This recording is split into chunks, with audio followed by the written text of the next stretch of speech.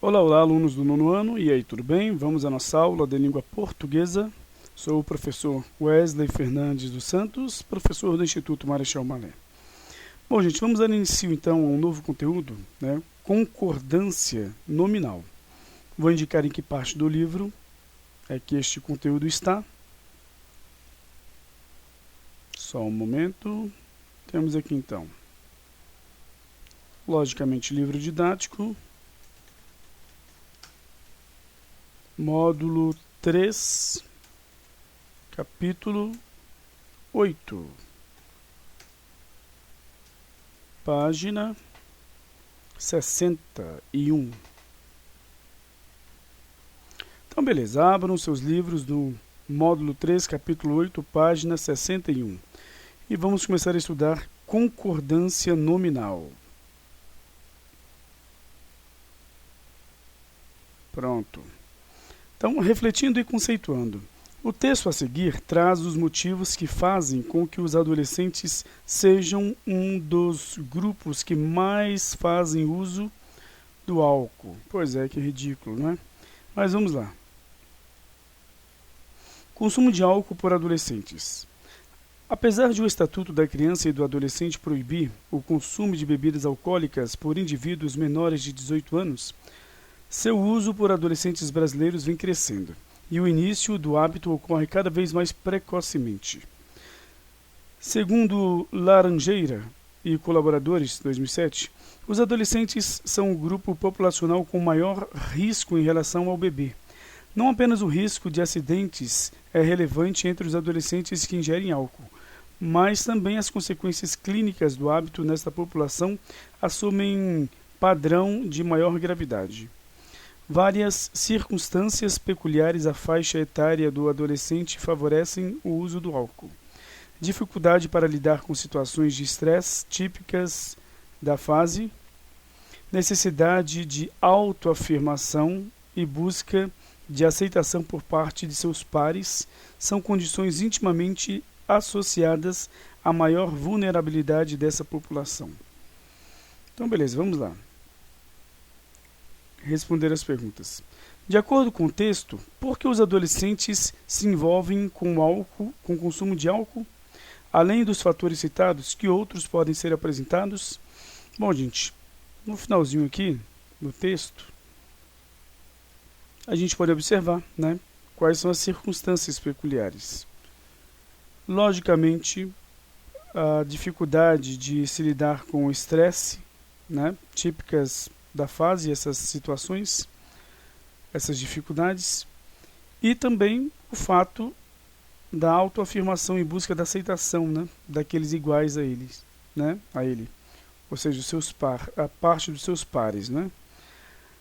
Bom, então tudo isso aí está ligado, logicamente, ao fato do adolescente, então, né, estar se envolvendo com o consumo de álcool, e também a falta de experiência, né, de não entender o que realmente acontece, né, de ser facilmente enganado, então de ser facilmente, vamos colocar assim, ser influenciado por outras pessoas, né? Principalmente também porque o mundo em si apresenta muitas vezes um glamour, né, ao beber. E colocam aquelas bebidas caras, aqueles ambientes bonitos, né, interessantes, aquela coisa toda, né? Usam a figura da mulher de uma forma incorreta, e o homem, né, buscando alguns, vamos dizer assim, bens de consumo, né? Ou seja, a criação de padrões. E aí as pessoas querem atingir esse padrão. Se elas não estiverem no padrão apresentado na propaganda, em que, por exemplo, o garoto propaganda é um ator, ou então é um jogador de futebol, e assim por diante, ou seja, uma celebridade, né, o que dizem aí. Então, isso faz com que a pessoa queira atingir aquele padrão, senão não serve, você fica infeliz, tá? Bom, todos esses são fatores, né? Deixe-me colocar aqui para vocês.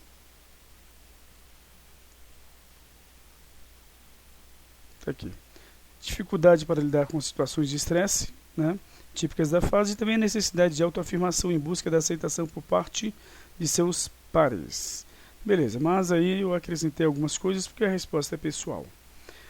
Agora, além do consumo de álcool, que outro comportamento os adolescentes costumam apresentar na tentativa de incorporar os valores culturalmente impostos? Bom, logicamente que os transtornos alimentares, né, tais como a anorexia e a bulimia, né, que surgem com a busca pelo corpo ideal. São os padrões, né, dos quais nós estávamos falando. Então, de acordo com os padrões de beleza impostos pela cultura contemporânea. Então tá aí. Bom, vamos para a página 62.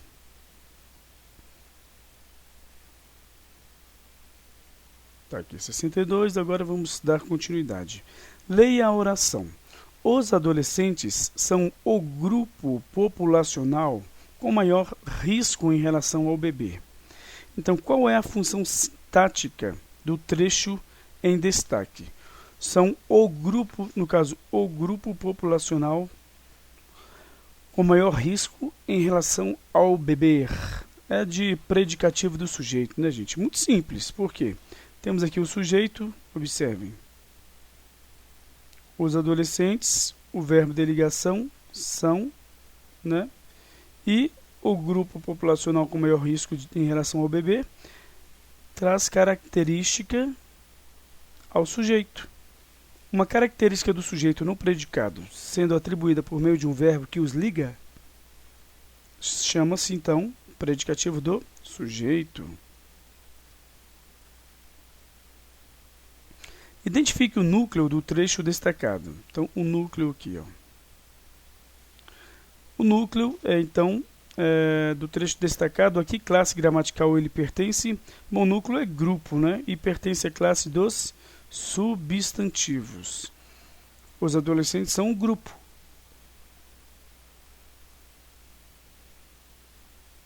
Tá aí. Grupo e substantivos. Bom, que adjuntos e adnominais se referem a este núcleo? A que classe gramatical cada um deles pertence? Nós temos aí o grupo populacional, né?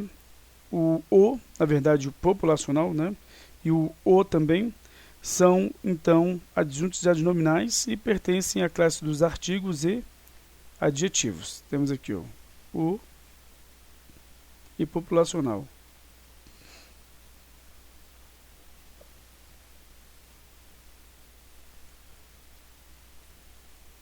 Tá aqui.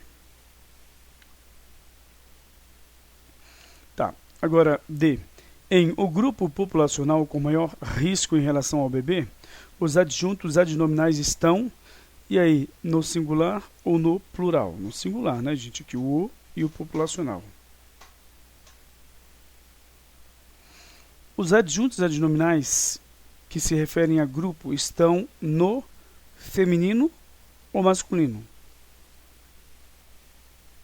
Masculino, é óbvio, né? Bom, o princípio linguístico que consiste em ajustar a palavra de acordo com a sua terminação, ou seja, gênero, número e pessoa, em determinada fase é chamado de concordância. Em determinada frase, né? Bom, a concordância em gênero, ou seja, masculino e feminino, e número singular e plural, entre o substantivo e seus respectivos determinantes, o adjetivo, a locução adjetiva, o artigo, o pronome, o numeral, e podemos colocar também aqui o verbo no particípio, tá? É denominada concordância nominal. Opa, acabaram de dizer aqui qual é a conceituação do conteúdo que estamos estudando. A concordância nominal é o conteúdo que agora estamos estudando. E qual é então a conceituação? A concordância nominal é então a concordância em gênero e número que há entre o adjetivo, o artigo, o numeral, o pronome, o verbo no particípio, a locução adjetiva com o substantivo, tá? Aqui temos que acrescentar verbo no... Só um pouquinho.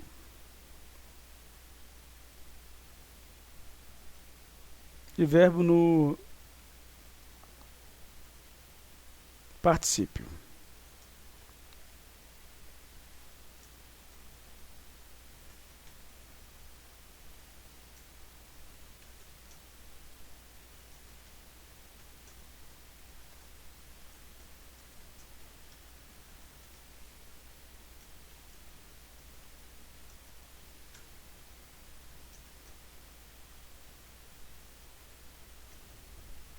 Então tá aí, o verbo no particípio também concorda com o substantivo em gênero e número.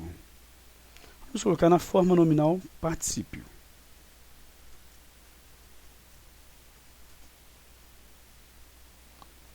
Então tá aí. Beleza? Então vamos dar continuidade. Mas vocês têm de saber disso. A concordância é, então, o fato de o adjetivo, a locução adjetiva, o artigo, o numeral, o pronome e o verbo no particípio concordarem com o substantivo em gênero e número. Então vamos lá, olha só. Os adolescentes são o grupo populacional com maior risco em relação ao bebê. Temos o artigo masculino singular, substantivo masculino singular e aqui o adjetivo populacional masculino singular. Vocês observaram que todos aqui têm de seguir, então, a mesma regra, que é o básico, então, da concordância. Todos devem estar no masculino e todos devem estar no singular. Senão, não há concordância. É essa, né, é que é a situação mais importante da concordância. Quando você diz assim, os meninos vai, aí é concordância verbal, tudo bem, mas só para vocês entenderem. Ou então, as meninas bonita, por exemplo. Não dá certo, né? Beleza. Casos especiais de concordância nominal agora. Beleza? Nós vimos a regra geral. O adjetivo, a locução adjetiva, o artigo, o numeral, o pronome, o verbo no particípio concordam em gênero e número, masculino e feminino, né, singular e plural, com o substantivo.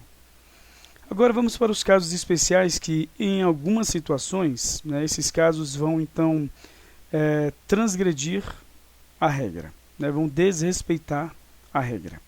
O adjetivo posposto a substantivos de gêneros diferentes,